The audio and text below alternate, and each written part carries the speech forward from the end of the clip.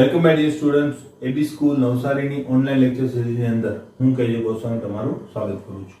મિત્રો, લાસ્ટ લેક્ચરની અંદર આપણે અષ્ટફલકીય ક્ષેત્રમાં વિભાજન જોઈ લીધેલું છે। ફરીથી રિકોલ કરાવી દો। અષ્ટફલકીય ક્ષેત્રમાં મુખ્ય પોઈન્ટ ક્યાં હતા? તો કે અષ્ટફલકીય ક્ષેત્રમાં કેટલા લિગેન્ડ હોય છે? 6 લિગેન્ડ હોય છે। 6 લિગેન્ડ જે છે અક્ષો ઉપરથી ધાતુ આયનની નજીક આવે છે, જેના લીધે તેનું અપાકર્ષણ વધારે કોના ઉપર લાગે છે? ડી કક્ષકો ઉપર। અને ડી કક્ષકોમાં પણ જે કક્ષકો અક્ષો ઉપર છે એના ઉપર અપાકર્ષણ વધારે લાગે। અપાકર્ષણની માત્રા વધે એટલે કક્ષકની શક્તિ વધે, એટલે બે કક્ષકો અક્ષો ઉપર છે તો એ બંને કક્ષકોની શક્તિ વધી જાય, બાકીની કક્ષકો ઉપર અપાકર્ષણ ઓછું હોય એટલે એની શક્તિ જે છે as compare to this to orbital, એટલે કે પેલી બે કક્ષક જે છે એના કરતા કેવી હશે? ઓછી। બરાબર છે? એટલે આ વસ્તુ આપણને ખ્યાલ આવી ગયો છે। બરાબર। હવે જે ત્રણ કક્ષકોનું ગ્રુપ બન્યું સમતલવાળી, એને આપણે T2G કીધેલું હતું। ઉપરની બે કક્ષકોનું ગ્રુપ હતું એને આપણે શું કીધેલું હતું? EG કક્ષકો કીધેલું હતું। તો આ રીતે અષ્ટફલકીય ક્ષેત્રમાં વિભાજન થાય। બરાબર। હવે એની અંદર આપણે બીજી એક વસ્તુ પણ ભણ્યા હતા, ડેલ્ટા O ફોર ઓક્ટાહેડ્રલ અથવા તો ઓક્ટાગોનલ। બરાબર। અષ્ટફલકીય રચના જે છે એને ઓક્ટાગોનલ કે ઓક્ટાહેડ્રલ વડે આપણે ઓળખીએ છીએ, એટલા માટે O લખવામાં આવે છે। બીજી એક વાત, હવે અષ્ટફલકીય ક્ષેત્રની અંદર ખાસ આપણે બાબત શું સમજ્યા હતા? તો કે ભાઈ એ જે વિભાજનની માત્રા જે છે ડેલ્ટા O એ કોના ઉપર આધાર રાખે છે? તો કે લિગેન્ડની પ્રબળતા ઉપર અને ધાતુ આયનના વીજભાર ઉપર। મોટા ભાગે ધાતુ આયનનો વીજભાર કેવો હશે આપણો? તટસ્થ, એટલે કે તટસ્થ નહીં પણ ન્યુટ્રલ અથવા તો એક કોન્સ્ટન્ટ હશે, જેના લીધે શું થશે? તો મોટા ભાગે આપણે ધાતુ આયનના કારણે ડેલ્ટા O નું મૂલ્ય આઈડેન્ટિફાઈ કરવું નહીં પડે। બરાબર। પણ આપણે લિગેન્ડના અનુરૂપ કરવું પડે, તેના માટે આપણને એક સિરીઝ આપેલી હતી, કેવી રીતે યાદ રાખવી એ પણ મેં તમને કીધેલી હતી। સેમ ટુ સેમ કોન્સેપ્ટ હવે આપણે જોવાના છે સમચતુષ્ફલકીય ક્ષેત્રની અંદર। ક્લિયર? મિત્રો, તમને એક વાત યાદ હવે આવી ગઈ હશે, બરાબર? અથવા તો એક વાત હવે સમજમાં કદાચ આવી હોય, ના આવી હોય તો હું તમને કહી દઉં। બરાબર? કે પહેલી પૂર્વધારણા શું હતી? તો કે આ જે CFT સિદ્ધાંત છે એની અંદર આપણે એવું ધારીએ છીએ કે ધાતુ આયન અને લિગેન્ડ વચ્ચે શું બને છે? આયોનિક બંધ બને છે, એવી ઉલ્લેખ મેં તમને ત્યાં કર્યો હતો। બરાબર? અથવા તો સ્થિર વિદ્યુતીય આકર્ષણ હોય છે, બરાબર? બીજા શબ્દોમાં કહીએ તો એવી ધારણા કેમ કરેલી હતી? તો હવે તમને ખ્યાલ આવી ગયો હશે, બરાબર? કે જ્યારે આપણે આ ચાર્ટ દોરીએ છીએ અથવા તો જ્યારે આપણે કોઈ પણ સંકીર્ણની વાત કરીએ છીએ ત્યારે લિગેન્ડની વાતો કરતા નથી। લિગેન્ડ કયો છે, બરાબર, એની કોઈ વાત જ નથી કરતા। આપણે એક જ પરમાણુ એટલે કે ધાતુ ઉપર ફોકસ કરી અને શું કરી દઈએ છે? આખા સંકીર્ણના ગુણધર્મોનું વર્ણન કરી શકીએ છીએ। બરાબર?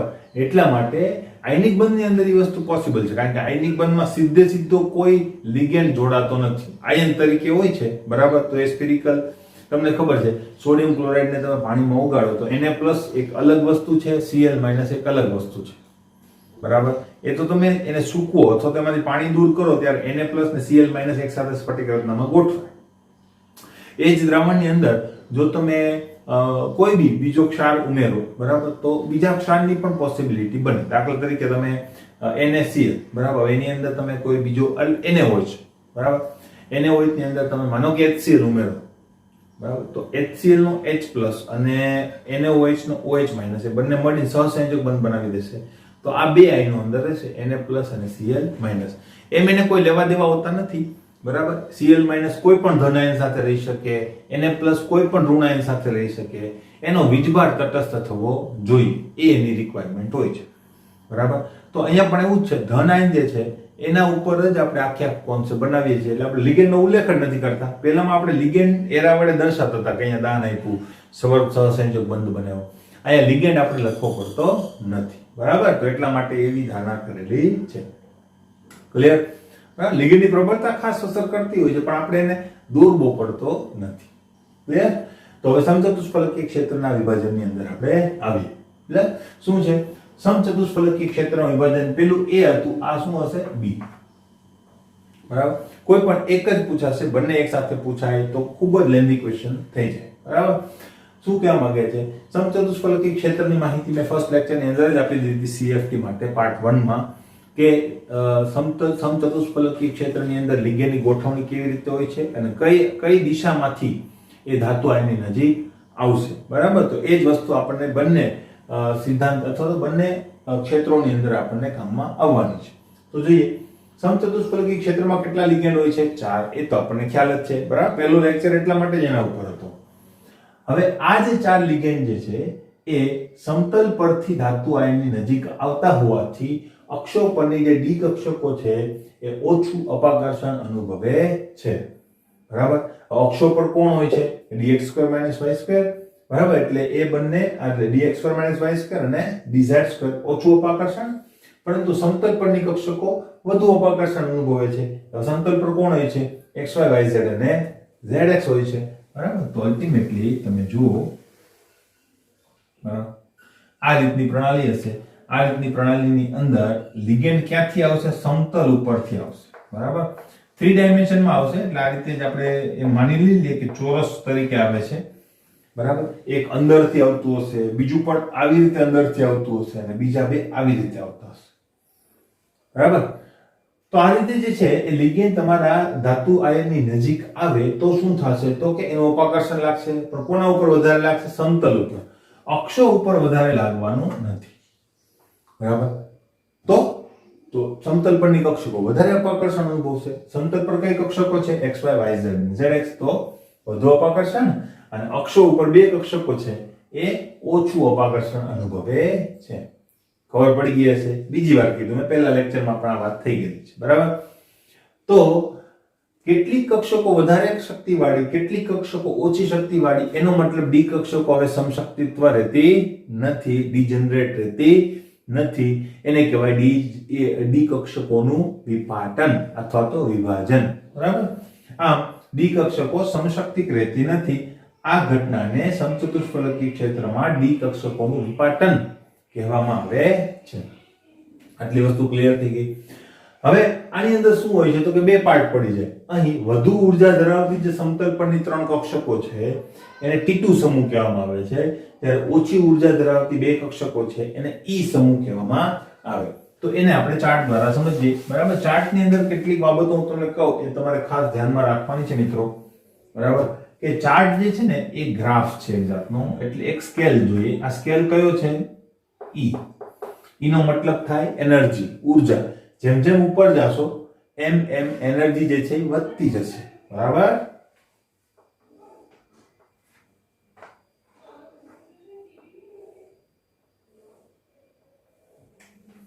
બરાબર છે.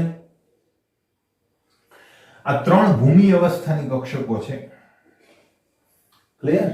હવે જેવું લિગેન્ડનું અપાકર્ષણ લાગશે એટલે શક્તિ વધી જશે. બરાબર, ક્લિયર? હવે શક્તિ જ્યારે વધી જશે 1 2 3 4 5, ત્યારે શું થશે? ડી કક્ષકો પોતાનું સમશક્તિત્વ પણ ગુમાવી દેશે. 3 કક્ષકો વધુ શક્તિવાળી, 2 કક્ષકો ઓછી શક્તિવાળી. તો હું અહીંયા દોરું છું. આ 2 કક્ષકો જે છે એ ઓછી શક્તિવાળી અને 3 કક્ષકો જે છે એ વધુ શક્તિવાળી બને છે.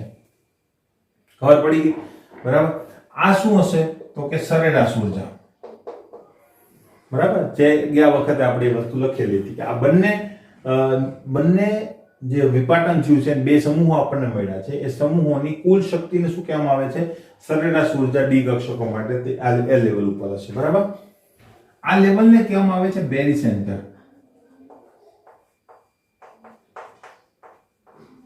શું કહેવાય છે? બેરી સેન્ટર કહેવામાં આવે છે. હવે આ જે વિભાજનની માત્રા છે એ કેટલી હોય છે? તો કે ડેલ્ટા O. પહેલામાંથી ડેલ્ટા O ઓફર ઓક્ટાગોનલ, આ સમચતુષ્ફલકીય છે, એને કહેવામાં આવે છે ટેટ્રાગોનલ અથવા તો ટેટ્રાહાઇડ્રલ. તો અહીંયા આપણે કહીશું T, ડેલ્ટા T. બરાબર છે. હવે આ વિભાજનની માત્રા પહેલા જેવું સેમ ટુ સેમ. બરાબર, મેં યાદ રાખવાની રીત કીધી હતી કે ભાઈ બેરી સેન્ટર કરતા આ ઉપરની જે જૂથ છે એની શક્તિ કેટલી વધારે હશે? તો સામે જુઓ કેટલું છે? 2/5. ડેલ્ટા T જેટલી વધારે અને નીચે કેટલી ઓછી હશે? તો કે 3 સામે જોવાનું 3/5 ડેલ્ટા T જેટલી ઓછી હશે. બરાબર છે. બરાબર, હવે આ જે 3 કક્ષકોનું જૂથ છે એને આપણે કહીએ છીએ T2 જૂથ. હંમેશા 3 કક્ષકોનું જૂથ હોય એને T કહેવાનું છે અને 2 કક્ષકોનું જૂથ હોય એને E કહેવાનું છે. બરાબર, યાદ રાખજો, દરેક વખતે એ જ વસ્તુ હશે. નવું શું છે? તો કે અહીં G પાદાક્ષર લખાતો નથી. અહીં જી નહીં લખાય. કેમ? તો કે ત્યાં વ્યસ્તીકરણ બિંદુ હાજર હોતું નથી, જેને કહીએ છીએ આપણે ગુજરાતીમાં પાલાક્ષર લખાતો નથી, કારણ કે આ કક્ષકોમાં કેન્દ્રીય સમિતિ હોતી નથી. બરાબર, વ્યસ્તીકરણ બિંદુ હાજર હોતું નથી અથવા કેન્દ્રીય સમિતિ હોતી નથી, એટલા માટે જી શબ્દ લખાતો નથી, એટલે જી નીકળી જશે. આ ખાસ યાદ રાખજો મિત્રો, T2 અને માત્ર E. ક્લિયર? બરાબર. તો આ શું છે? તો કે સમચતુષ્ફલકીય ક્ષેત્રમાં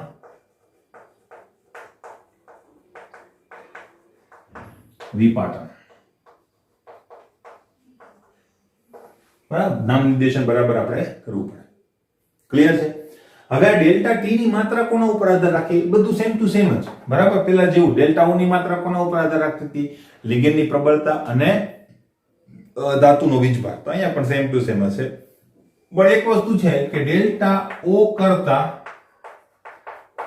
ડેલ્ટા ટી ની માત્રા ઘણી ઓછી હોય છે. એટલે ડેલ્ટા ઓ કરતા હંમેશા ડેલ્ટા ટી જે છે ને એ કેવું હશે? ઓછું હશે. બરાબર. હવે ઓછું હશે તો શું થશે? બરાબર, તો આ જે વિભાજન છે એ ડેલ્ટા ટી ડેલ્ટા ઓ માં વધારે હશે, ડેલ્ટા ટી માં કેવું હશે? ઓછું. આ એનર્જી ગેપ કેવો હશે? ઓછો હશે. ક્લિયર? કેટલો ઓછો? જો આની સાથે આપણે સરખામણી કરીએ તો કેટલો ઓછો હશે? તો કે ભાઈ ડેલ્ટા ટી ની વેલ્યુ જે છે ને એ લગભગ 4/9 ડેલ્ટા ઓ જેટલી જોવા મળે છે. આ પણ યાદ રાખવાનું છે, ઘણીવાર એમસીક્યુ માં પૂછાય છે. બરાબર? ક્લિયર? આગળ હવે આના બદલે તમે શું લખી શકો? 0.4 ડેલ્ટા ટી લખી શકો. આના બદલે શું લખી શકો? 0.6 ડેલ્ટા ટી લખી શકો કે નહીં? બરાબર, તો એ પહેલામાં લખ્યું તે રીતે. તો આપણે જ્યારે CFSC crystal field stabilization energy નો કોન્સેપ્ટ ભણીશું ત્યારે આપણે એનો યુઝ કરીશું. તો અત્યારથી જ એ મગજમાં રાખવાનું છે. ખાસ બેમાં સેમ જેવું જ છે, ખાલી ધ્યાનમાં શું રહેવાનું છે કે ભાઈ સમચતુષ્ફલકીય ક્ષેત્રમાં વિભાજન કેવું છે? ઉલટું. આ ત્રણ કક્ષકો અષ્ટફલકીય ક્ષેત્રમાં નીચે હતી, બે કક્ષકો ઉપર હતી. તો અહીંયા તમે જોયું હશે ત્રણ કક્ષકો ઉપર છે, બે કક્ષકો કેવી છે? નીચે. એટલે ઘણીવાર એમ પણ પૂછાય છે કે ભાઈ અષ્ટફલકીય ક્ષેત્ર કરતા સમચતુષ્ફલકીય ક્ષેત્રનું વિભાજન કેવું હોય છે? ઉલટું હોય છે, જે તમને અહીંયા જોવા મળે છે. બીજી વસ્તુ ધ્યાનમાં લેવા જેવી શું છે? જી લખાતો નથી. બરાબર, એક એ વસ્તુ, જો તમે જી લખો તો આકૃતિ તમારી ખોટી પડી શકે. નોટિફિકેશન ખાસ જોવાનું છે, ડેલ્ટા ટી અને ડેલ્ટા ઓ. બરાબર, બંને વચ્ચેનો સંબંધ ખાસ યાદ રાખવાનો છે. આ વસ્તુ પણ ખાસ યાદ રાખવાની છે, કારણ કે આની પછીના પોઈન્ટ આના ઉપર આધારિત છે. ક્લિયર? તો જોઈએ. તો નેક્સ્ટ કેટલાક પોઈન્ટની ચર્ચા કરીએ મિત્રો. તો હમણાં જ આપણે જે પોઈન્ટ્સ લીધા તે જ પ્રમાણે ઈ કક્ષકોની જે શક્તિ છે એ 3/5 ડેલ્ટા ટી જેટલી ઘટે છે, કે જે આપણે બેરી સેન્ટર કરતા ઘટાડો જોઈએ છે. તો ઈ કક્ષકોની શક્તિ 3/5 ડેલ્ટા ટી જેટલી ઓછી હોય છે બેરી સેન્ટર કરતા, જ્યારે T2 ની શક્તિ એ 2/5 ડેલ્ટા ટી જેટલી વધે છે. કોના કરતા? બેરી સેન્ટર કરતા. આમાં ખાસ ધ્યાન રાખજો, જો તમને એમ પૂછે કે T2 કક્ષકોની શક્તિ ઈ કક્ષકો કરતા કેટલી વધારે હોય છે, તો ડેલ્ટા ટી જેટલી વધારે હોય છે.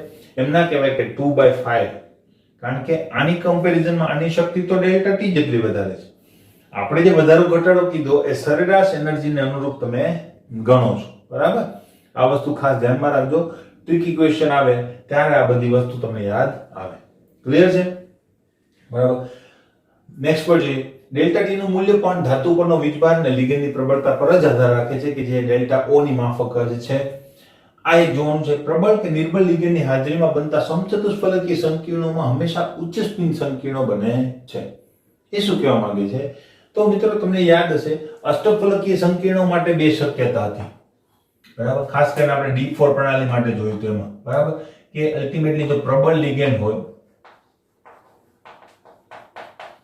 તો શું થતું હતું? બરાબર, અને નિર્બળ લિગેન્ડ હોય તો શું થતું હતું?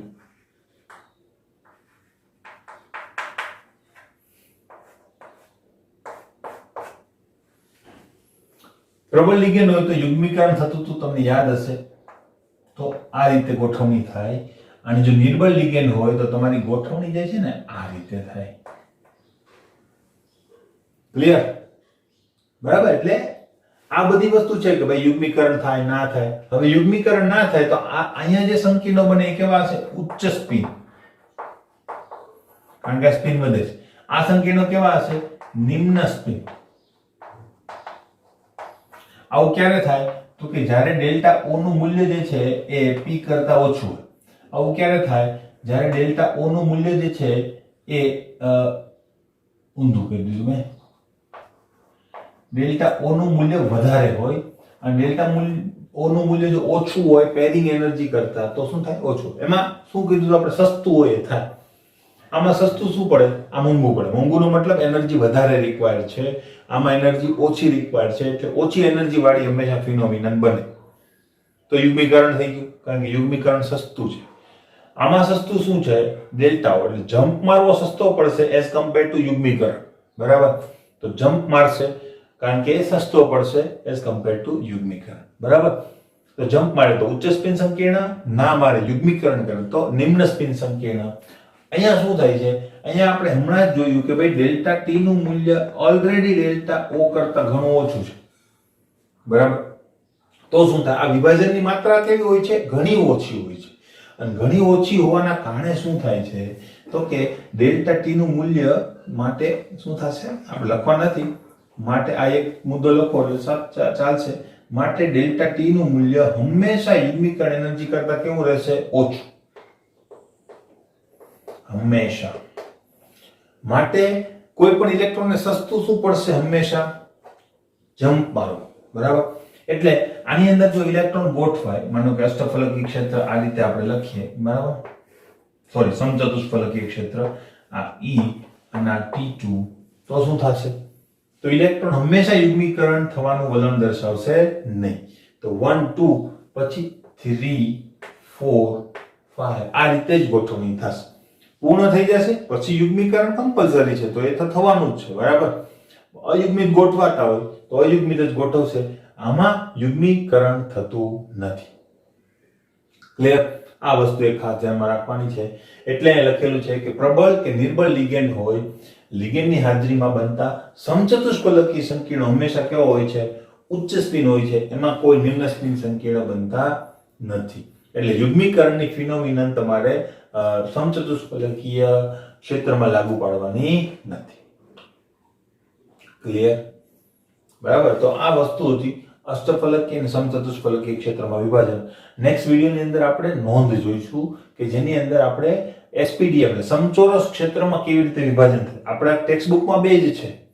બરાબર? પણ એક્સ્ટ્રામાં જે લોકો કોમ્પિટિટિવ એક્ઝામની તૈયારી કરે છે એના માટે ખાસ તો સમચોરસ ક્ષેત્રમાં કેવી રીતે વિભાજન થાય છે તે શીખીશું.